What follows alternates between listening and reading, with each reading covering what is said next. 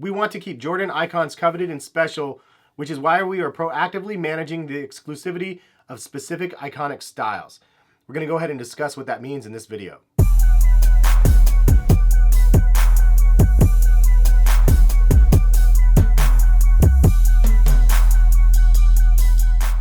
What is going on, guys? Hes Kicks here from collectivekicks.com, and if you guys want to shop this week's top sneaker deals, check the link in the description. I believe Nike has an extra 25% off of clearance right now, so it's definitely worth going and checking out. Link in the description if you want to see my top curated deals. So the rumor is Jordan Brand will actually create more limited sneakers in 2018 to try to get back some of that luster and the appeal that it lost in the previous year. 2017 was kind of a rough year for Jordan Brand, but if you think about it, they sort of did this to themselves. According to J23 app, Jordan Brand released over 140 pairs of retros in 2017.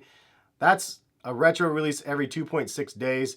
That's absolutely crazy. And this leads to what I was mentioning in a previous video of just market saturation and basically just sneaker overdosing on Jordan retros. And as a result of the mass saturation, tons of pairs sat on shelves and lots of pairs went to outlets for super deep discounts, which is something we haven't seen in a long time.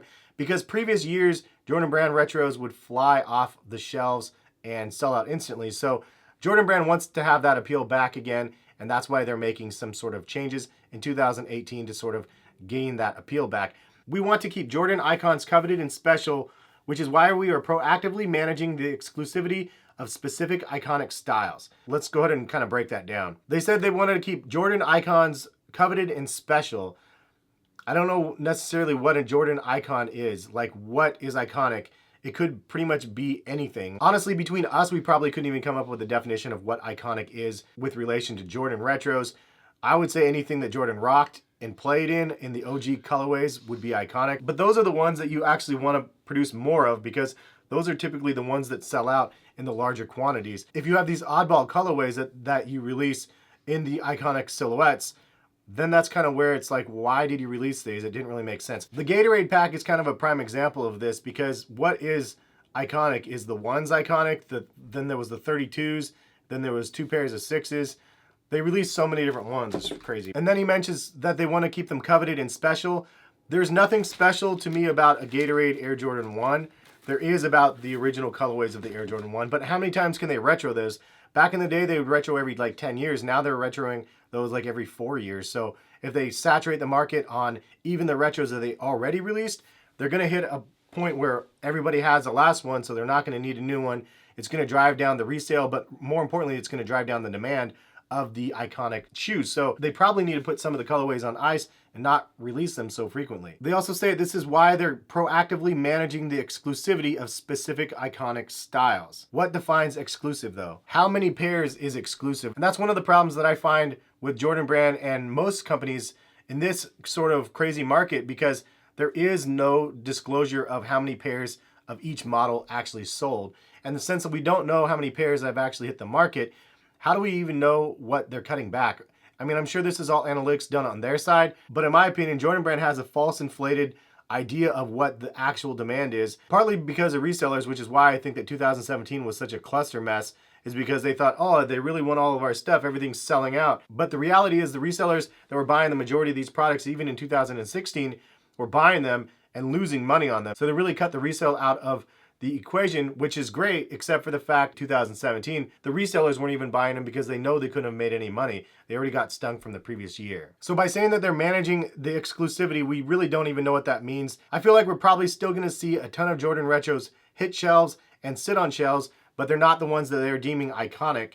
And because of that, I think there's going to be a lot more mass confusion in 2018. Also, Jordan Brand typically plans a couple years out, so I don't think that they saw this in the forecast that they'd have to limit the production numbers of what they already have.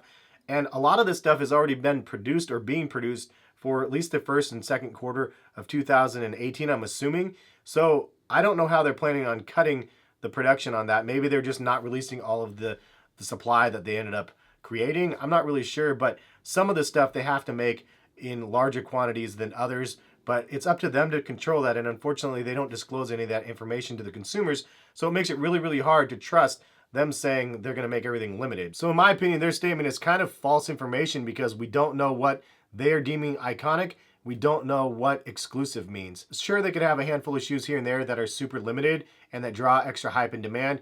They did that all year last year, but for the most part, we don't know what that means for the average week for Jordan Retro sales. The Nike president, Trevor Edwards, mentioned, "We're going to really be managing the balance between scarcity and scale at the same time," Edwards said. "So we're taking all the right steps to make sure the Jordan brand remains special and coveted brand." But the thing that doesn't settle well with me about all these statements is obviously Jordan brand and Nike are businesses and they have to make money. He goes on to state, "One of the issues we're dealing with right now is we put too many shoes on the market." Miller said, "We're actually in the process of making sure that we get back to the market where it's a pull market, where people are looking at their product and their scarcity because that's how we built the brand." I personally don't really like that statement. I don't think that they understand even how they built their own brand. It wasn't necessarily about scarcity, but it wasn't about being greedy and oversaturating the market with 140 pairs of retros in 1 year. Back in the 90s and early 2000s, they released maybe 5 colorways of a specific model for that year. They didn't drop 20, 30, 40 different colorways of one shoe.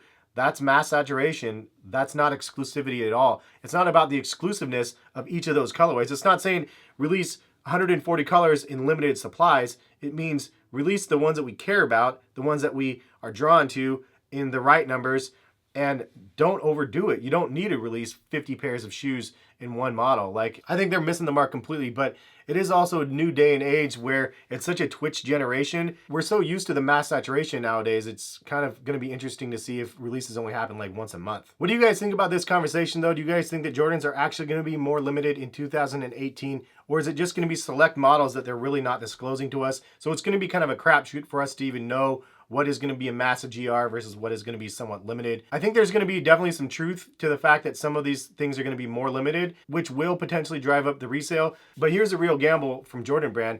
If they don't sell out and they're even more limited, then that's definitely going to be problematic. And we have pairs from 2017 that were more limited, but still doesn't have a resale market on them.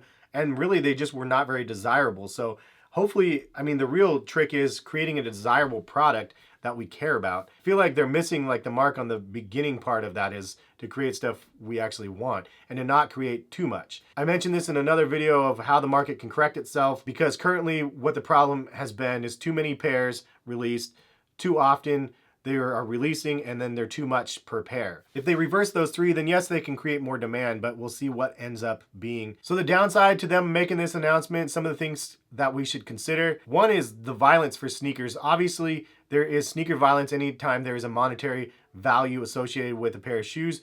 And if they're going to make them more limited, then yes, they're going to be more instances of potential violence. So that could be a really big negative impact. If you hear one instance of a shooting or a stabbing for a pair of sneakers, where the media is going to pick this up and say Jordan brand made this decision on their own to make a limited product that drove consumers to be violent. I think that is a real scenario that we will see in 2018, and so there will be probably some sort of a backlash because of it. It's really unfortunate, but it's something that we have to be cautious of. Also, when we have exclusivity, we also have corruption. So there's that issue that has to be addressed still. The backdoor corruption, like how do they address the corrupt market? And if you don't know what I mean by the backdooring, certain retailers like Foot Locker or any of these boutiques that get these limited pairs of sneakers in that are highly sought after and worth a lot of money, they personally profit off of the shoes. They sell them to a specific buyer for a premium amount over retail price, and then they keep a cut of that for themselves. So they can be making thousands of dollars, which is way more than they'd be making from their paycheck from the companies that they're working for. So it's obviously lucrative to the managers or the people doing the backdoor transactions, and it's lucrative to the people buying if they can actually buy them under resale price so they can make their own money when they flip them on the side. That's something that's been happening for years. In my opinion, they have to figure out a way to deal with that type of corruption if they're going to go on record and say they're going to create more limited product. How can they actually fix that though? I mentioned this previously if you guys wanted to see a full video on that. I never delivered that video. In my opinion, there has to be an authentication and tracking method from the creation of the product straight out of the factories, so there's a way to identify your product as being authentic versus something that's not. I mean, we have freaking tracking chips for dogs if they get lost. Why can't we get some sort of tracking identification and authentication from the factory That way we would know for sure if it was authentic or not. In my opinion, that could be a potential solution, but the brands would have to do their research to actually be able to deliver something like that if they actually cared, which I don't think they do. And because the brands don't care about that, it leads to the next point, which is the replicas flooding the market. I feel like if they create more of a limited product, it gives the replicas a chance to rise a little bit more. Because the replicas are actually getting so good, it gives people the option to buy the replica instead of the authentic product, because if they're going to be super limited, they're not going to be able to get the authentic product anyway if they don't have some sort of cheat method, which is the next thing to mention, and that is more bots and more craziness and more corruption within the cyber space of buying sneakers. Obviously, there's a ton of that already where people are buying bots or people are buying carts or whatever it might be, which is totally up to you if you're going to be doing that. But there's a lot of these companies that are making a ton of money off of limited released sneakers. And if we're going to have more of them in Jordan Brand in the year to come, then we can see these companies flourishing in 2018 unless Jordan Brand, Nike, and even Adidas come up with a method that can prevent all of the bot activity, which I don't know how that's even possible, because these people are smart or something. I don't get it. But those are kind of my thoughts on this topic. Leave a comment in the comment section. Let me know what you guys think about this entire topic. Pros, cons, positives, negatives. Leave comments. I'm curious to see what you guys have to say.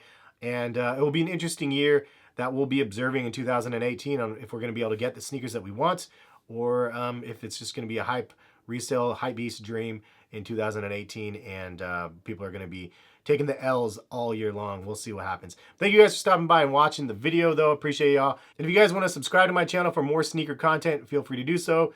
Notification bell if you want to be notified of when I post. And if you guys like the video, hit the thumbs up button. Much appreciated. And we'll catch you guys for some more sneaker videos soon. Click the screen at this time if you guys want to see other videos on my channel. And have a good one, guys. We'll catch you guys later. Peace.